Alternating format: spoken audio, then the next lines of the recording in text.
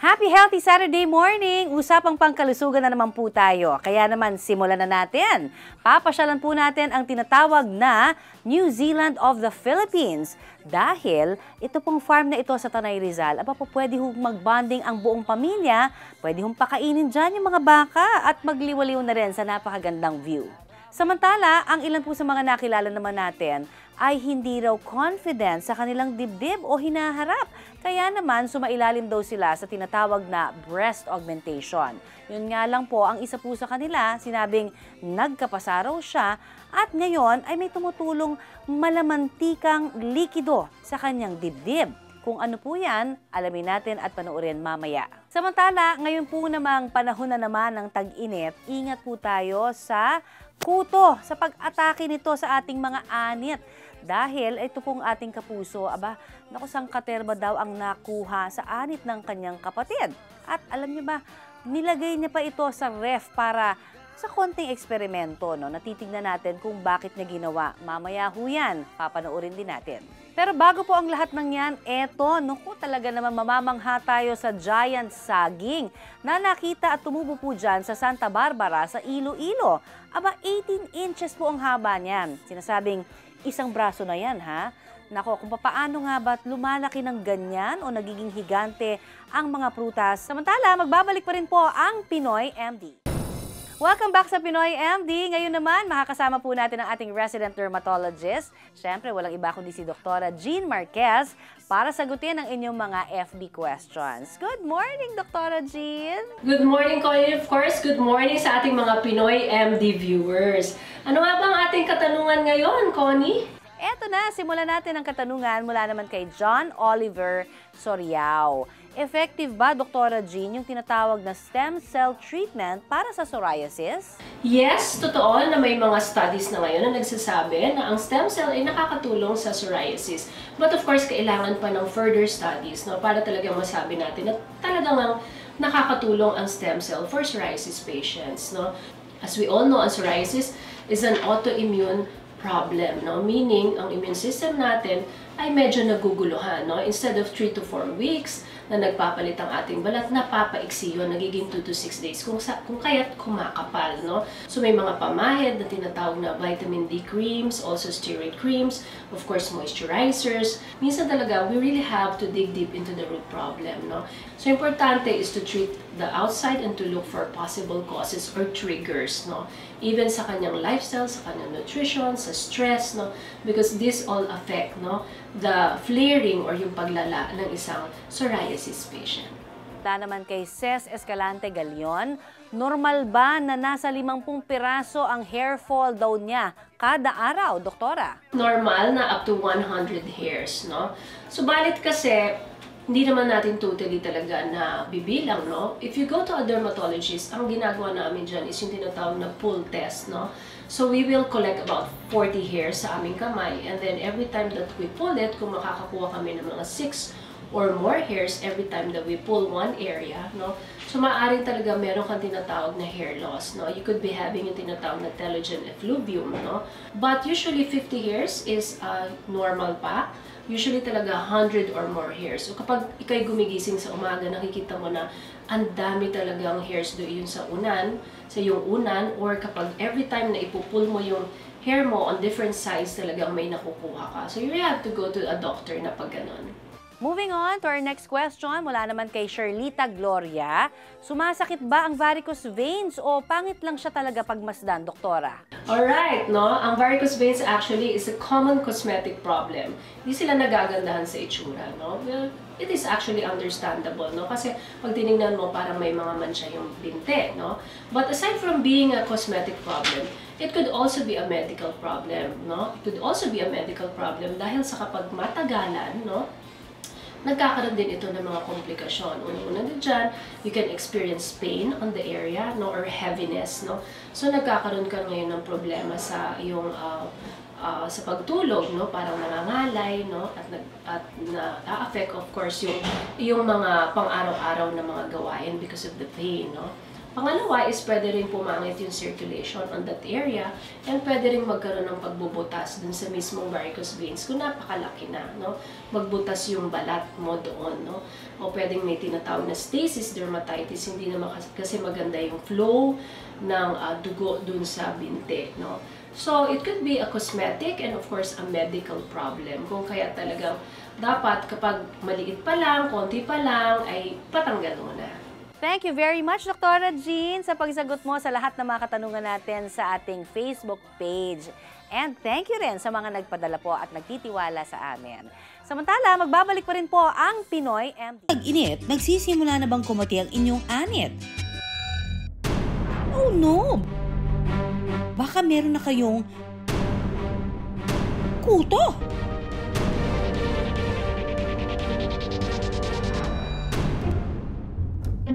Ito ang matindi, pati kuto, tini-TikTok na ngayon. Hello guys, so ito yung mga nakuha kong kuto sa ulo ng kapatid ko. Si Paulo kasi inilagay sa plastic ang mga kutong nakuha sa kanyang kapatid. Ang dami! Lalagay na natin siya sa loob ng ref. Pagkatapos, inilagay niya ito sa loob ng refrigerator. Nais daw kasing malaman ni Paulo kung gaano katagal po pwedeng mabuhay ang mga kuto nang wala sa buhok ng tao. At makalipas nga ang 4 na araw, Ayun, na-frozen na yung mga kuto sa loob ng plastic. ang mga kuto deads na. Pero may iba, napakamot ng ulo. Bakit daw kaya namatay ang mga kuto? Hindi nagmagalaw yung mga kuto. Dahil sa inilagay ang mga ito sa malamig na temperatura o dahil inalis ang mga ito sa buhok ng tao. Aalamin natin yan mamaya. Pero kung sa video, frozen na ang mga kuto, sa buhok ng batang itatago natin sa pangalang Jenny, abay alive and kicking pa sila.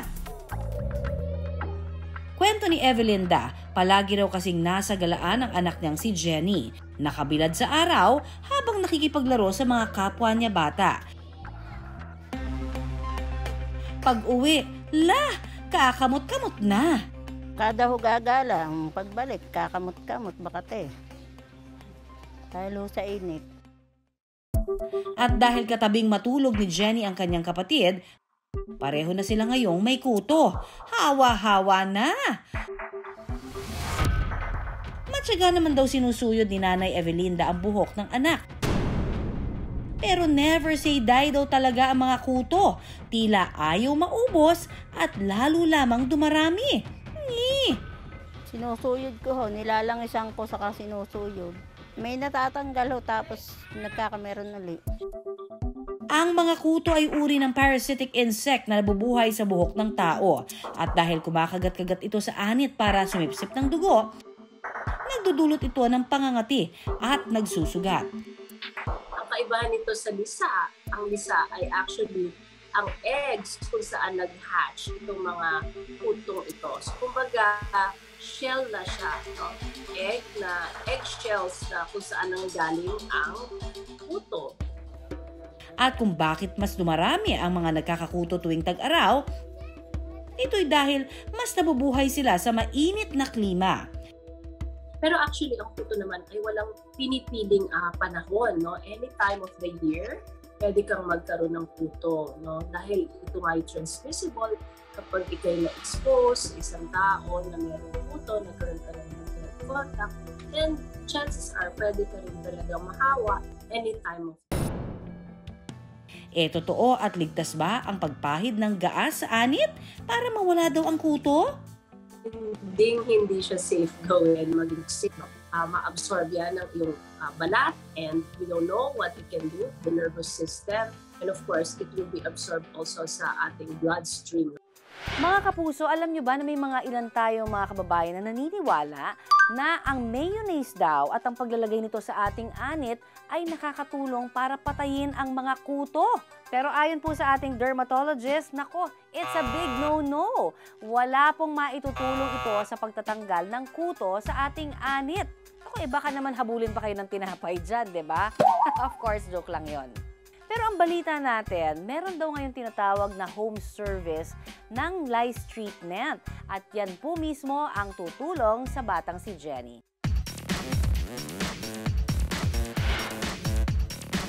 Para bigyang solusyon ang kuto problem si Jenny at ng kanyang kapatid, pinapunta namin sa kanila ang isang home service lice treatment. Hindi naman lingid sa ating kaalaman, yung pagpasok ng pandemya, maraming industriya ang nagsarado tulad ng salon. Kaya nag-isip ako ng paraan kung paano namin magagamit ang skills namin. Ito po yung ginagamit namin sa lice treatment. Tulad ng suklay, ito yung ginagamit namin pang sectioning upang makuha namin isa-isa, lice comb. Ito yung ginagamit namin pang kuha ng kuto, kuyumad at lisa. Binanlawan ang buhok ng magkapatid gamit ang special shampoo na humihilo raw sa mga kuto para madali silang alisin. At dahil sa malamang may kuto na rin ang iba pang mga batang nakalaro nila, abay damay na rin sila sa aming Operation Lice Alis. At nang simula na nga ang pagsuyod, ayan na, naglabasan na ang kanilang mga alaga. Pero paalala ng ating Lice Alis team, pangunang solusyon lamang ang kanilang ginawa. Makatutulong din daw kung ibibilad sa araw ang mga tuwalya at kutsyong ginagamit ng mga may kuto.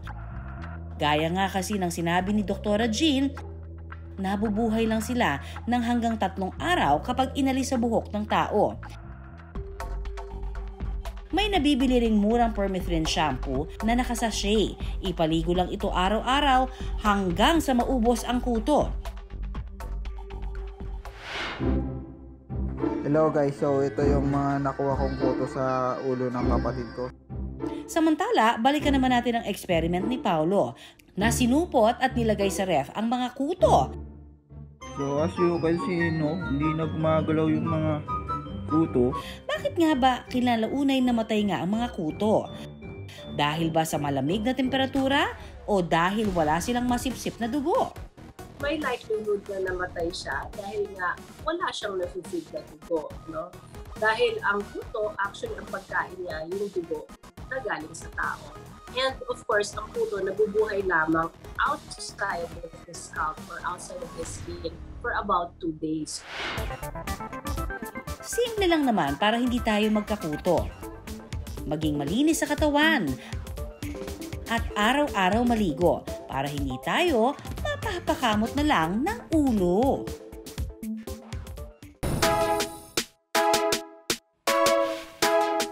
Mahilig ka rin ba sa saging?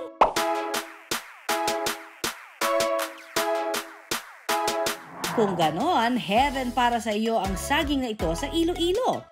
Isang saging na tiyak hinding-hindi ka mabibitin. Nagulat kami na sobrang laki yung pagtubo niya. Singhaba ito ng braso. 5 beses na mas malaki sa kamay ng tao. At singlaki na nga ng sanggol. Bakit gusto niyo yung giant saging? Bitin ba yung maliit? Siyempre, sino ba naman yung gusto ng maliit, di ba? Everyone keeps saying, siyempre, usual na yung mga maliliit na saging. Introducing ang giant saging ni Florencio. Sabi niya, napakalaki ng saging mo. Dito sa Barangay Mabuyo, Santa Barbara, Iloilo City, tumutubo ang higanting saging na tinatawag nilang saha. Yung puno po na ito na pinagmulan ng giant saging, binigay lang po sa tita ko na nagmamayari dito sa part ng compound na to. We have several banana plants naman dito sa compound namin. Isang araw nagulat na lang kami na yung isa sa kanila bumunga ng napakalaki. Kumpara sa ordinaryong saging na may sukat na 13 to 15 inches, ang saha nasa 19 inches ang haba. Meron na mga prior na pumunta dito, especially from the Bureau of Agriculture dito sa local town namin. Measure nila, it's 19 inches, hindi pa including yung stalks nun. Including the stalk and all, siguro maabot siya ng 23 to 24 inches. And to say, that is almost half a meter long. After po nun, nung pagbunga niya ng first time, na-realize namin na hindi na siya tumubo ulit. And upon further research, this kind of saging is maybe once, twice a year lang siya lumalabas ng bunga. Hindi kami nagpaparami ng mga banana plants namin para sa pagbebenta sa market. It's only for like family consumption. Hindi po namin sila inaalagaan na masyado, like naglalagay kami ng mga fertilizer. Ito po ay isang rare occurrence din siguro sa klase ng saging na to.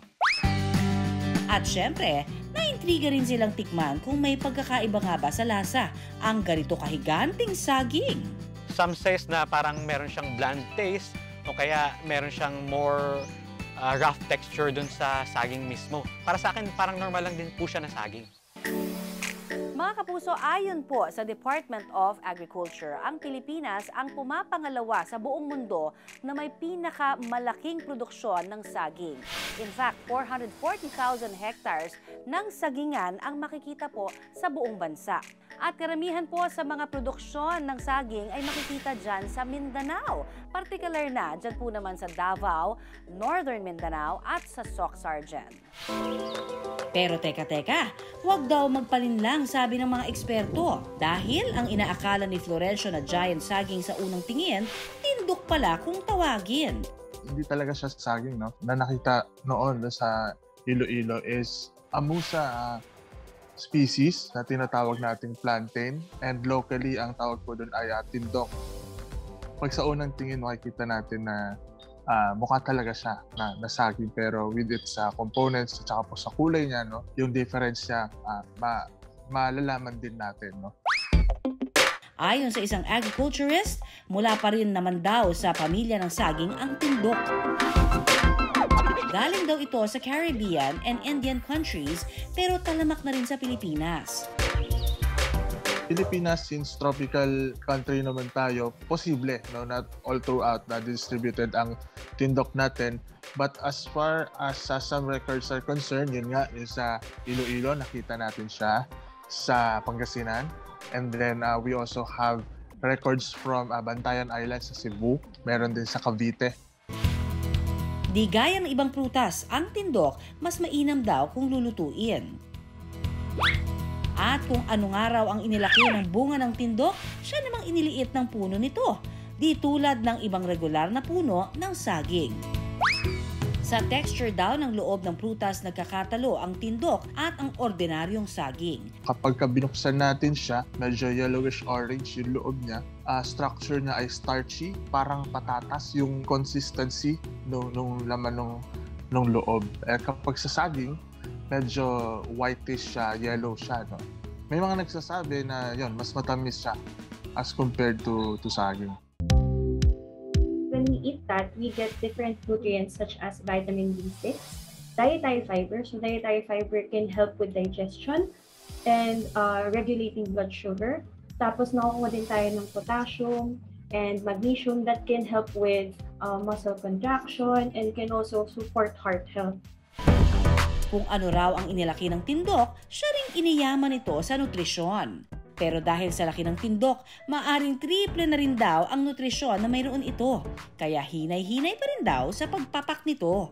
This would mean that we are eating 3 to 4 times the calories and 3 to 4 times the nutrients. And some health conditions restrict potassium and magnesium. Maganda kung hahatiin siya into different portion sizes or i-share mo siya with your friends and family. Sa huli, ang buong pamilya ni Florencio busog-lusog sa tindok. Sa laki po talaga niya, kahit na siguro 3 to 4 persons yung kakain sa isang piraso ng saging. Kahit na yung kalahati is like lutuin mo para gawing like yung sweet banana o kaya yung kalahati ipamigay mo pa, enough pa rin sa 3 to 4 persons. Yun po yung sulit dito sa laki ng saging na to. Ikaw, kakayarin mo rin bang kainin ang ganitong kalaking tindok? Laking beach talaga si Shasha dahil nagmula siya sa Puerto Galera. Pero imbis na ma-excite kapag magsa-summer, nasistress siya noon dahil naalangan siya mag-swimwear. Dinidibdib kasi ni Shasha ang mga narinig niyang pangungutya tungkol sa kanyang dibdib na flat. Kaya ang naisip niyang solusyon, breast augmentation. It has been my dream since high school to have a bigger boobs, knowing that I had no chance of having it anyways. Genetically, both of my parents' side, mali talaga yung boobs nila. At nang lumipad si Sasha pa Amerika noong 2019, sinamantalanan niya ang pagkakataon na magpalaki ng dibdib. less than a month. Akong nag-decide na, okay, gagawin ko na to. Alam ko na kasi nag-research na talaga ako. Sinulat ko na lahat ng mga key points and everything I need to know. Ang ina-Alaskang flat-chested noon, eto na ngayon. Mula Cup 32A noon, Cup 32DD na siya ngayon.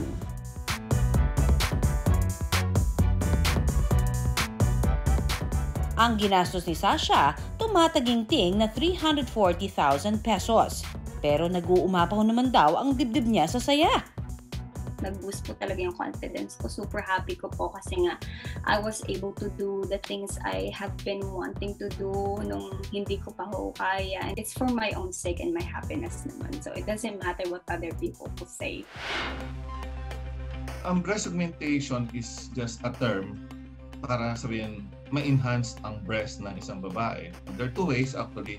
Maglagay ka ng implant, a very credible breast implant, or you can put in fat. Ang breast implants ang magbibigay ng mas malaking korte sa dibdib ng pasyente. Under general anesthesia yan, nilalagay ko ang implant underneath the muscle. Hanggat isa kalating oras lang yung surgery. Ayon po sa mga obstetrician gynecologists, pagsapit ng puberty stage ng isa pong kababaihan, dyan na nagde-develop ang ating dibdib. Dahil sa pagsisikret naman ng ovaries ng hormone na kung tawagin ay estrogen, yan po naman ang nagiging dahilan na nasi-stimulate yung taba sa ating dibdib na siya naman kung nagpapalaki rito.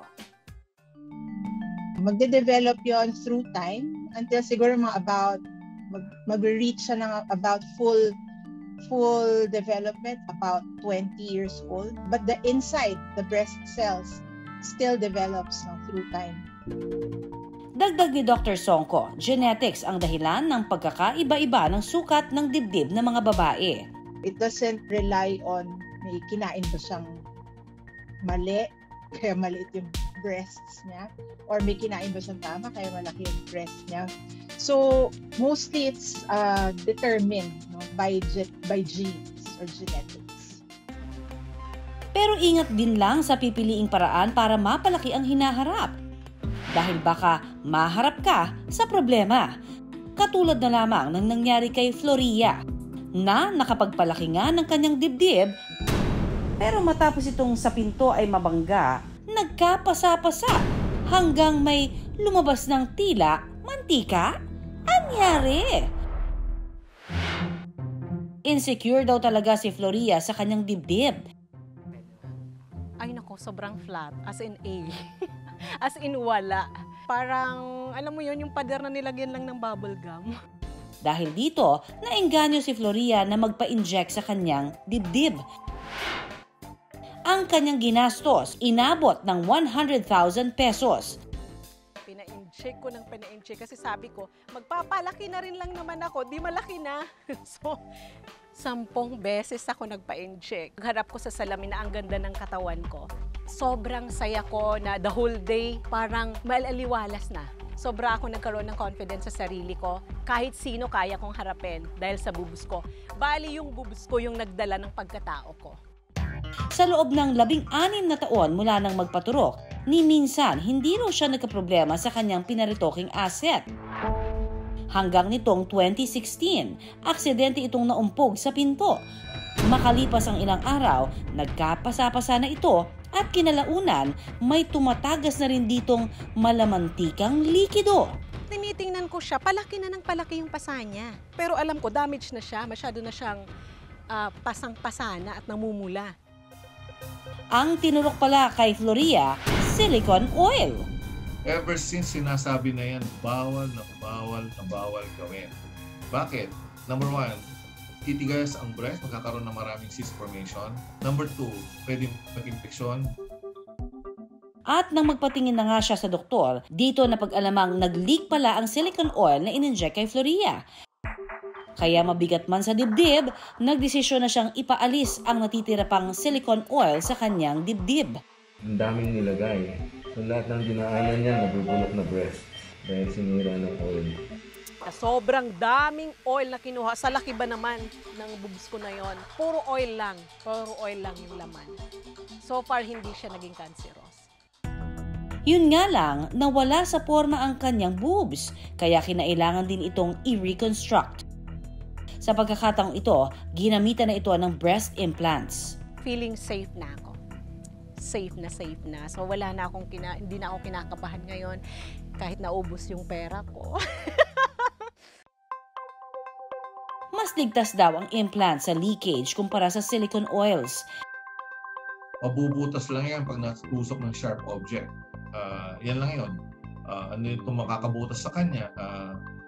Saksak, nabaril, na-disgrasya, na nabali ang ribs, pwedeng tumusok yung nabaling ribs. Ito lang pwedeng sumira sa implant. Sa mga desidido daw na talagang magpalaki ng dibdib, dapat lang siguraduhing sumangguni sa mga lisensyadong eksperto. So dapat pupunta sila sa tamang doktor, sa tamang lugar, no? Or it's supposed to be done in a center or in a hospital. Pero higit pa sa laki, ang mga dibdib dapat healthy. During a shower, you need to do your breast exam. You would also know kung meron bang bukol dyan, meron bang abnormal na discharge na lumalabas sa nipples mo, may blood ba, may nana ba, may infection. Magtansya.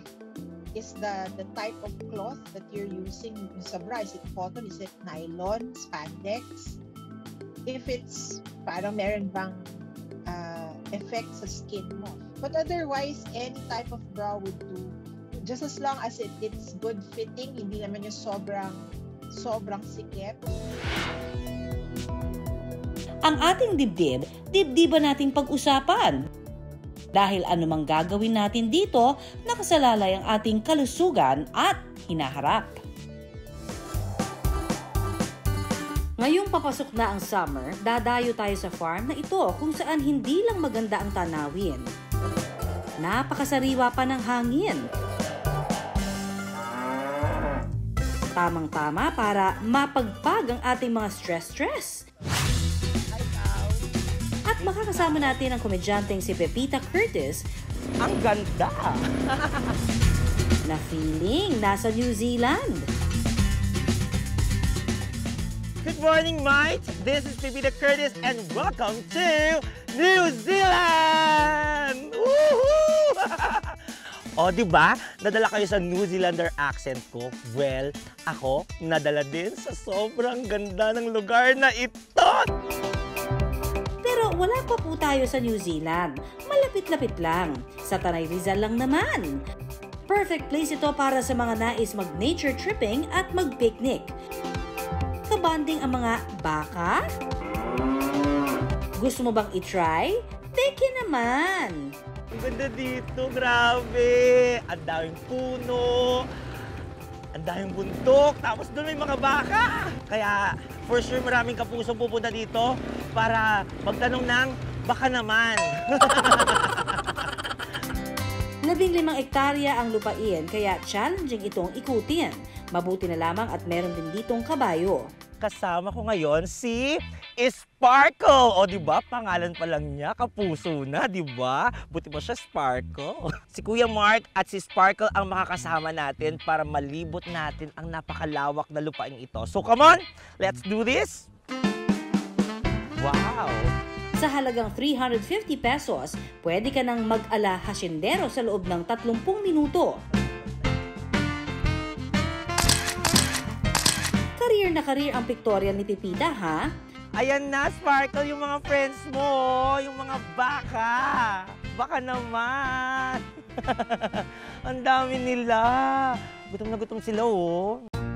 Pero ang talagang may pa-welcome entourage sa farm na ito, mga baka na straight from New Zealand pa. Shala! At alam nyo ba, mga kapuso, sa farm na ito, meron po silang 80 bakang inaalagaan. Eto sila, oh. Yes! At eto pa, pwede kang mag-cow feeding. O, diba? Parang country living. Pwede mo rin silang pakainin. Bawat tali ng damo, 150 pesos. Ano na? Kumusta kayo? Si Marisol? Si Marites? At si Maridol? O, ano na? Anong latest chika? Talaga? Eto na, buntis daw si ate. Nagchichismisan sila habang kumakain. O, try natin na kung mabait sila sa atin. Ito.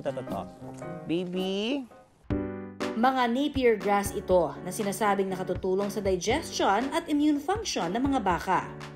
Alam niyo mga kapuso, ang sarap ng feeling na nagpapakain ng mga baka kasi hindi mo to ginagawa actually sa syudad. Dito mo lang gagawin yan sa farm. Parang kaya lang ubusin to in a minute. Ikaw kanina ka pa ha, kilala kita, paulit-ulit ka, ikaw naman. So, kung kanina mga kapuso kasama natin ang mga parents or ang mga big cows, eto naman kasama naman natin ang kanilang mga babies! So ngayon, papainumin natin sila ng milk. Madali lang to. Ang milk na to ay galing po talaga sa kanilang mga nanay. Wala pong ibang milk ang pwede natin ipainom sa kanila. So, ayan. Chuchupon lang sila. O, diba? Ang cute! At kung nakikita nyo po, okay, enough. No! Yung iba naman, okay. Kung nakikita nyo po, meron po silang yellow ear tag. Naka-indicate po dyan kung sino ang kanilang nanay at kung pang-ilan sila. So kasama po sila sa sinabi nating 80 na baka na meron po dito sa farm na ito. O, ayan. Actually, pwede tayong mag-relax lang habang pinapadede natin sila. Parang ganito, tapos tinatanaw mo yung view. Ayan, tapos lipat-lipat lang. So madali lang pong alagaan itong mga baby cows natin. Tapos na po natin silang padidein. So sa mga hashindero at hashindera dyan, humanda kayo dahil magiging hashindero tayo for today. Ay, di pala, hashindera. Come on! At syempre mga kapuso, kasama ko po ang mga nagwagwapuhan at naggagalingang mga hasyendero dito sa Milk Farm. Hello mga kapuso! Hello mga kapuso! Bumati ka naman sa kanila. Kapuso. Titignan natin kung talagang totoo kayong hasyendero. Okay! So, kapag na-perfect nyo ang mga katanungan natin, meron kayong papremyo. Oh, di ba? First question, ano ang Tagalog ng cow? Baka. Baka! Baka nga ba? Correct! Palakpakan naman dyan! Ang galing mo, paano mo nalaman na baka? Ay, taga rito ko, sir. Oo. Nahirapan din ako sa question na yun, ha? Ano naman ang bansang may pinakamaraming baka sa buong mundo? New Zealand. India. India is correct! Ang galing mo, paano nalaman yun? Magbabaka ako. Tama po ang sagot ni Kuya Leon na India. Ang India ang may largest cattle inventory sa buong mundo taong 2021. At syempre, sinundan ito ng Brazil at China. Third question, ano naman ang kulay na nakikita ng mga baka? A, none. B, red. Or C, all colors. Nakikita niya lahat. All colors. Red. Mali, Mark! Ano ba? Wala na, wala. Siyempre, yun ang natitira. Wala pong nakikita ang mga baka. So, hindi po totoo na kapag may nakita sila mga pula-pula, aatakihin ka na nila. Ang papremyo mo, nako, makukuha mo yan 2025. Alam niyo ba mga kapuso, ang mga baka dyan sa isang farm sa Tanay ay nakakapag-produce ng 10 to 12 liters ng gatas or an average of 300 lactation days. Kaya naman, yung kanila pong nakukuha na gatas dyan ay ginagamit din nila sa iba't ibang mga produkto, gaya na lamang ng ice cream.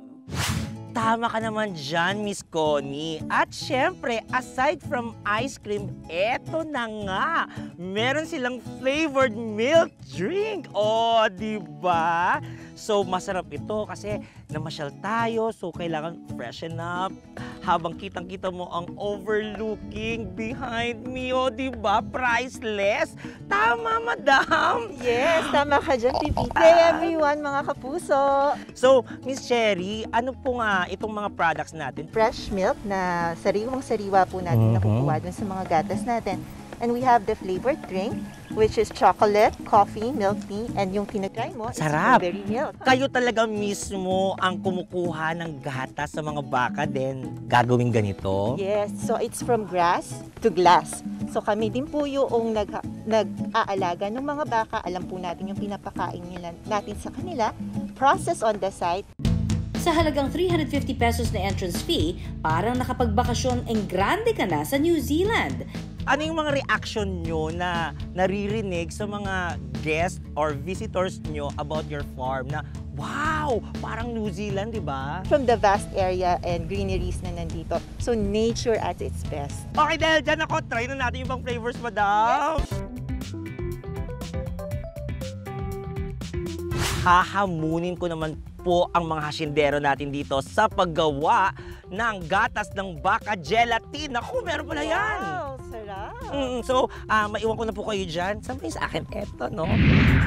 Sa paggawa ng gelatin na gawa sa gatas ng kalabaw, kakailanganin ng gatas ng kalabaw, asukal at gelatin powder. Simpleng-simple lang, walang magic na kailangan. Kaya naman, gawin na natin to. So, papainitin lang natin at hahalu-haluin lang natin.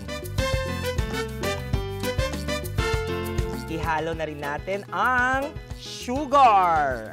Isabay na rin natin ang gelatin powder. So, halo-halo, halo-halo, ayan. And, ilagay na natin siya sa hulmahan. Oh. After natin siyang ilagay sa hulmahan, ilagay lang natin siya sa refrigerator for 3 to 4 hours. Ang bilis! Ayan, ba't pa kinuha? Eto na nga mga kapuso, 2025 na! Ang bilis! Hindi ko na ako nagpapalit. Dahil meron tayong pinangako kanina. Nako, baka nakalimutan nyo na, meron tayong pinangakuan na meron siyang pa-premyo ng 2025. Kuya Sunny! Ang ating God winner sa ating kanina. Pop quiz! Ayan. Okay, so Kuya Sunny, ito ang premyo mo. Ang aming gelatin na gawa sa gatas ng baka. So, tikman mo na. Wow, harap. Saktong-sakto lang, katamtamang panghimagas. Nalasa mo ba yung gatas na galing sa baka? Oo sir, lasang-lasa, sarap. Kuya Sunny, ituturo ko sa iyo kung paano gawin yung gelatin gawa sa gatas ng baka. Gusto mo ba? Gusto, ma'am. Oh, alika na, tara sa mga baka. Naku, may bago na akong date. Mainam daw sa katawan ang fresh milk mula sa mga baka. We get different nutrients as well. So one is calcium. Calcium is good for the bones. It also supports muscle contraction. And same with magnesium. It is a good source of protein for our diet. I'm not saying that it should be the only source of protein, pero it could be an option. Paalala rin lang, kailangan maging mapanuri sa sugar content ng gatas na ating binibili. Because some brands are too sweet, sa may added sugar, so it would be best kung controlled sa part na ito. Ngayong summer, maglaan ng panahon na mag-relax. Importante ito sa kalusugan ng ating pangangatawan at isipan. Galit na galit siya, parang gutom na gutom. At sa mga naghahanap ng out-of-the-country feels na hindi lumalayo, ang farm na ito sa Tanay Rizal maaaring isama sa mga pagpipilian. Tekinimen! Aba, nakaisang oras na naman po tayo ng masaya at makabuluhang kwentuhang pangkalusugan. Kaya, pansamantala po muna tayong magpapaalam at syempre magpapasalamat sa inyo pong pagtuto. Hanggang sa susunod na Sabado, ako po ang inyong kaagapay sa kalusugan, Connie Season. At ako naman yung dermatologist, si Dr. G. Nagpapaalala na iisa lamang ho ang ating katawan, kaya dapat lamang natin itong pangalagaan.